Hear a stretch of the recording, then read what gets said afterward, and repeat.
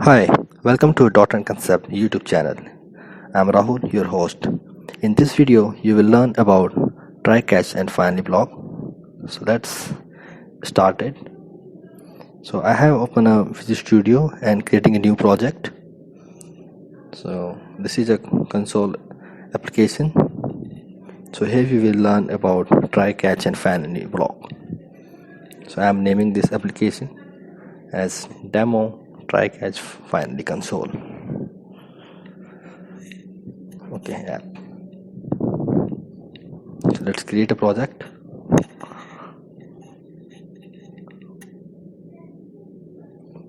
Let me change the location. Okay,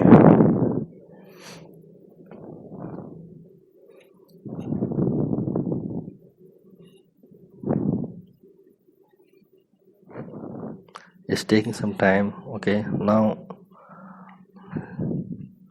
let me write few codes here to start with. So in this video we will learn about how the try, catch, and finally block works. So you can add three types. You can add blocks in three ways, like try, catch, then try, catch, and finally, and third one is try finally.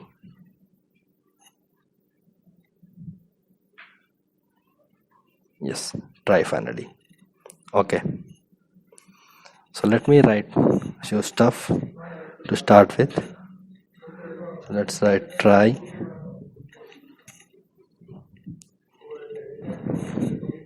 then catch, okay, and finally. Okay, so in try block, let's write console, then just right line, I mean try block.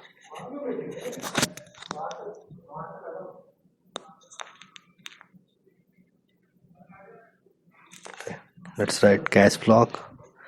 Same way I can write console and I'm in catch block.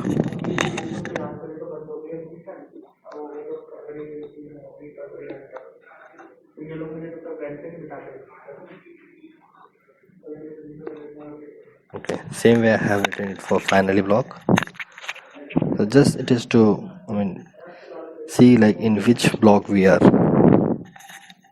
Okay, and console dot read line here. Okay, this is just to stop show the console. So let's build it and see what is the result. Okay, so now you can see that we have print two blocks. Okay, try and finally, because there's no catch, because no error has been encountered, so that's why no catch block is there. Okay, now just create a class and put it. So I'm writing a class, let's say test class, and there I will put this code.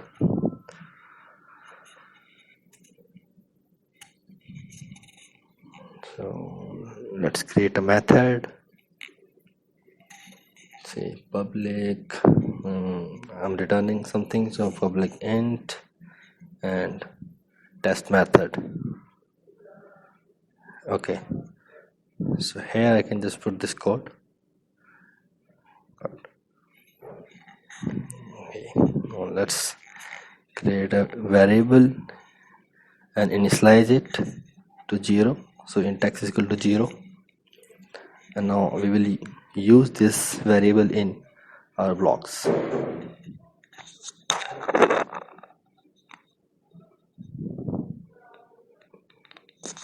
So let's say x is equal to x plus 5 and return x.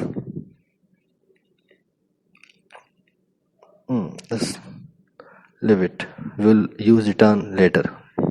Let's see it as it is. and finally also let x is equal to x plus 10. Okay, and here I will return x. Okay, I just cut the console not real line and I will call it here and I will then put it. So let's call this test class, an object is equal to new test class, and call the method.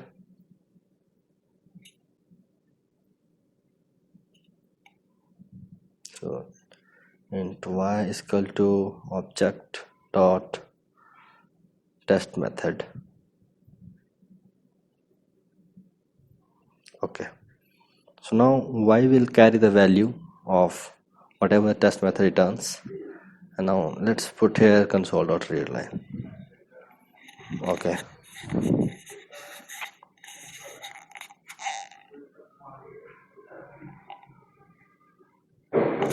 now just build it.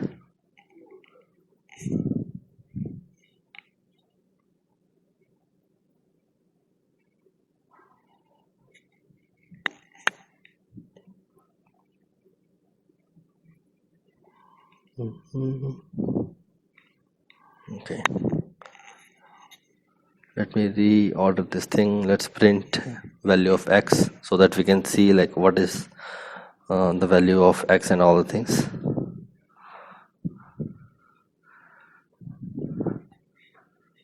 So value of x is equal to x.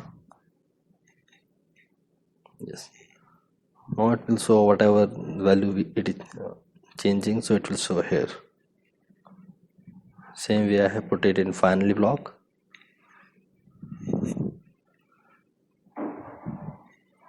Okay, just write it in finally in catch. Okay, and now let's print the value of y as well. So value of y is equal to y. Okay, so now build it.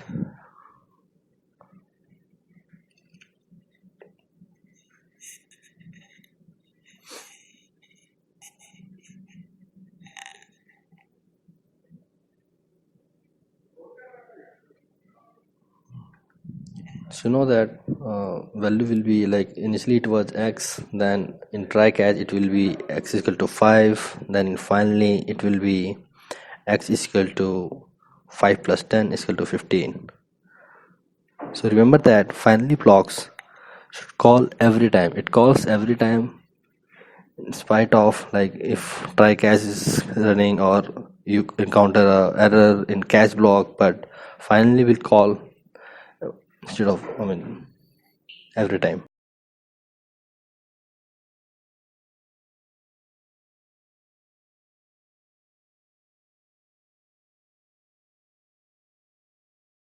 Okay, let's see the value. So here you can see x is equal to 5, then x is equal to 15 here, and y, the value of y is 15. So it was as expected, because in finally block it is 10. So because finally block also runs, so value is 5 plus 10 is equal to 15. Here it is. Okay, and the same way you can see the value of y, because we have put return at last, so all block will run try and finally, and it will return the value. So that's why you can see that y is equal to 15.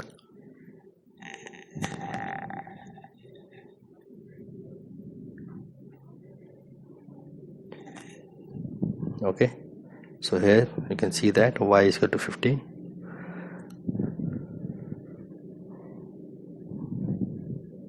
Okay, now let's do some changes and see what will be the result of it.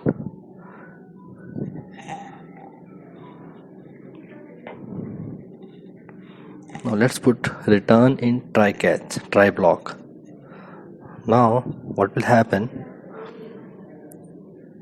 that we know that finally block should run again, but function will return after once try block is run. So ideally it should not go in finally block, because in we are returning in try catch in try block only. But as we said earlier, that finally block run every time, so even if you return value in try, so finally runs. So same you can see here. So let me scroll there. So you can see in try block value of x is equal to 5, because initially it was 0, then 0 plus 5 is equal to 5. Okay, and in finally block also you can see the value of x is equal to 15, because x plus 10 in finally block.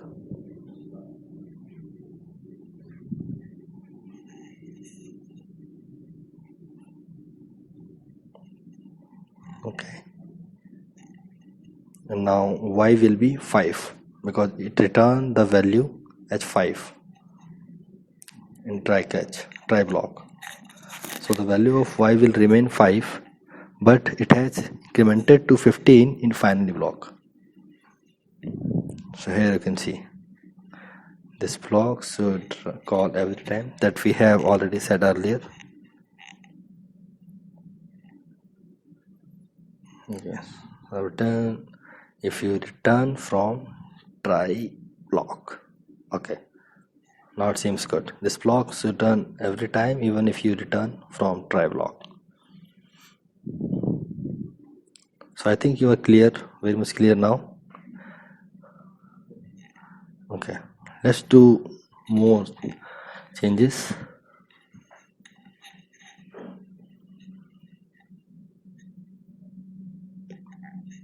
Now let's call this method again, and we will see what is the result now. So we have added one more variable z. Okay, and we want to see that what will be the value when we call this method second time. Okay,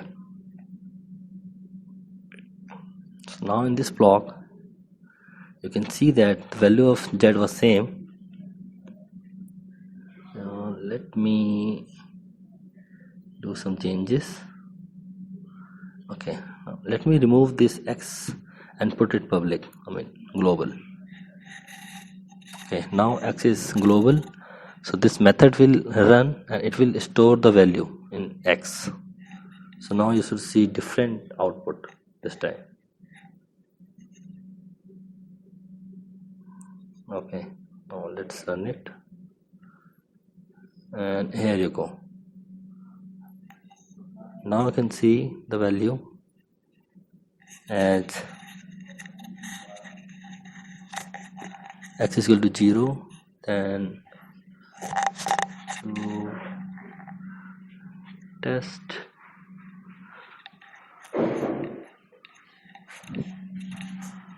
now value of x equal to, it will be retained. Okay, because now x is global, so initially x was not global, so it was running same value, but now as it is x is global, so it will retain the value. So as you can see here, that initial value of x was 5, but in next call value of x is 20. Yes, so let's see one by one. So now y is equal to 5, because y is returning when we have returned from try block. And so let's look at in second call. So in second call x will be 15, then y is x is equal to 15 plus 5 is equal to 20, so that you can see here. Okay, the value will be returned is 20. So value of z will be 20, but if you'll see in finally block, because it runs every time. So it will be me right here. It will be 20 plus 10 is equal to 30. So here you go. In finally block, you can see that value of x is equal to 30. So I think you are getting clear picture now, like how it is running. You have seen two ways. I mean, we return in try, and first one was that we return at the last of method. So both way value will be different, and in both scenario, your finally block runs.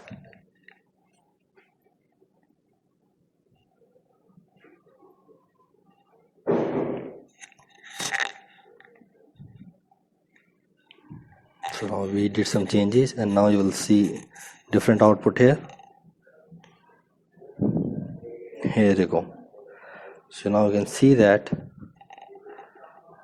now x is equal to 30 because this is the value what has been returned from finally block. So it is returning x equal to 30 after finally block. Okay, so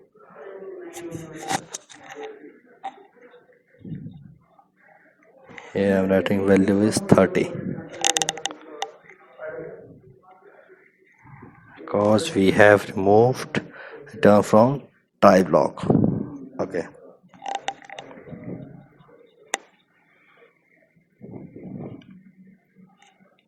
and this return calls after all blocks. Okay, so far it is clear. Like now it is 30 because we have removed return from try block, and it will be the final output from try and plus finally block. So we will see how we can handle exceptions in catch block. So we can have multiple try and catch block, and you can just nest it or try catch into upper try catch block. So here we will see all these things. I mean how we will handle exceptions. So let me clean the code.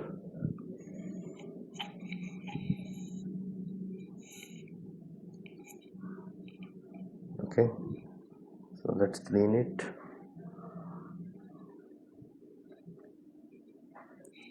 Let's clean it as well.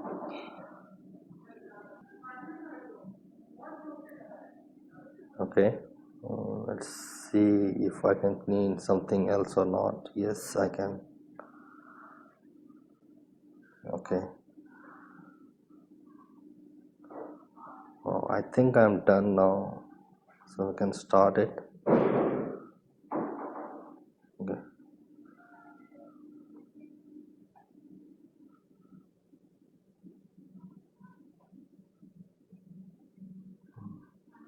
So I just started building the project and see if there is any error or not.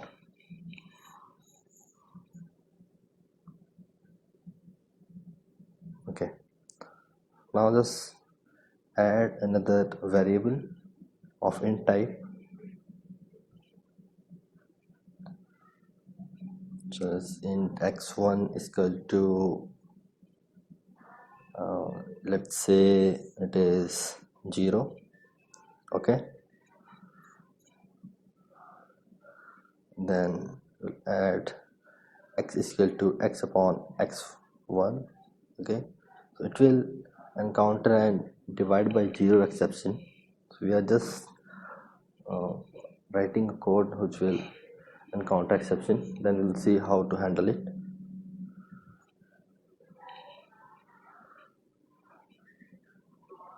Okay, so let's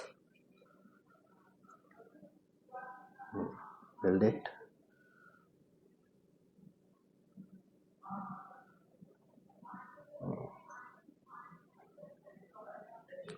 I think I have missed something. Let me see it again.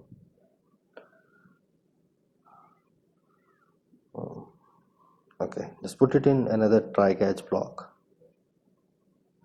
So I'm just writing try, and you can just press try plus tab, so it will write a syntax, so I copied it and I'm just removing catch from here, default.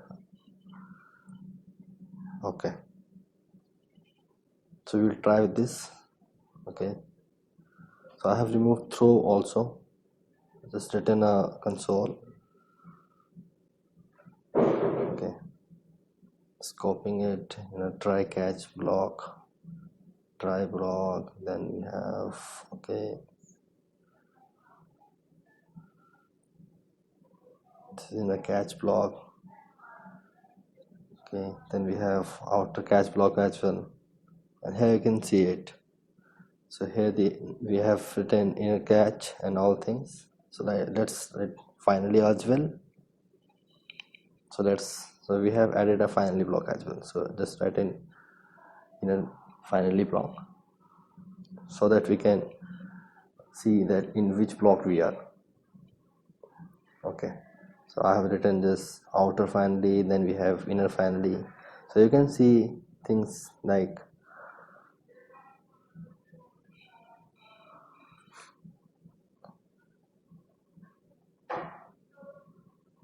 okay, so now just turn it. Now we have to return. Okay, so just build it and you can see it will just throw an error. Okay, just build it.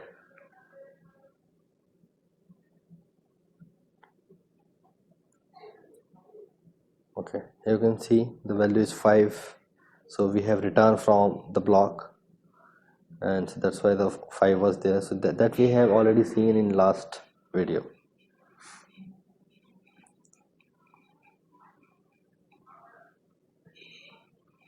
Okay,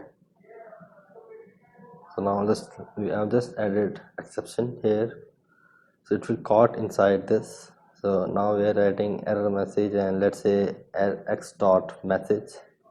Okay, so it will show you that which kind of error it has thrown. So see here, attempted by divided by 0. Okay, so I just added a exception in outer block also, and I'm just throwing it. So now when I throw it, so it will throw the error to outer block. It will be handled by outer block as well. So you can see attempted. Okay, now let's write it divide by 0 exception. Okay, so here you can see it. Okay, so what we have concluded, so we just concluded that if you have a try catch block, and so you can add inner try catch block as well, and whatever exception you have, so that will be handled by inner try catch block.